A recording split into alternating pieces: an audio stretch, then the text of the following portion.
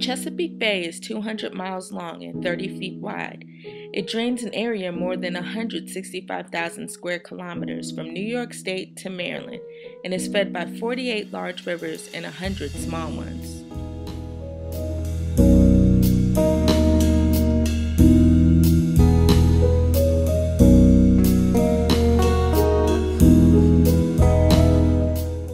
The Chesapeake Bay was once one of the world's greatest sources for fish, famous for oysters, crabs, bluefish, and sea bass.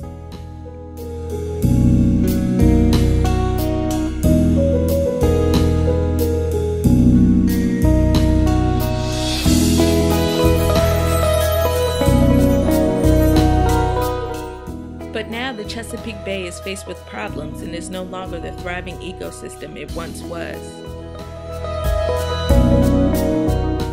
There are a few reasons for this ongoing problem, and the first is the new technology of fishing equipment destroys the bay's floor.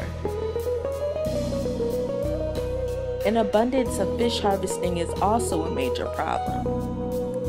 But the biggest problem for the decline of fish population in the Chesapeake Bay is by far pollution. The Chesapeake Bay is polluted with fertilizers and pesticides. Since the 1980s, it's been discovered that toxins affect the Chesapeake Bay. However, scientists have researched that some regions of the bay are more severe than others. Most of the pollution comes from water. When it rains, the water washes pollutants off of our driveway and our roofs and yards, and it goes back into the bay. Believe it or not, the pollutants that come from our vehicle's tailpipe also plays a major role in the pollution of the Chesapeake Bay, because those pollutants are released in the air and they eventually fall back down into the water or onto land.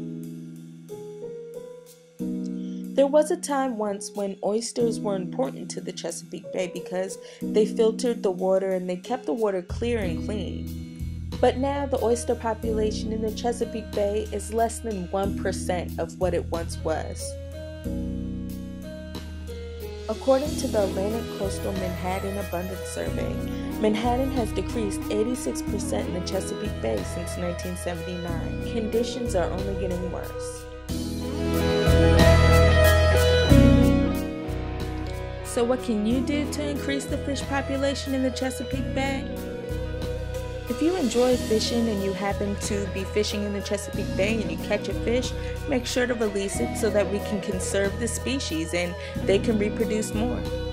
Making more of an effort to recycle and also carpooling to work and school will definitely help increase the fish population in the Chesapeake Bay. I'm confident that over time these solutions will help bring the bay back to what it once was.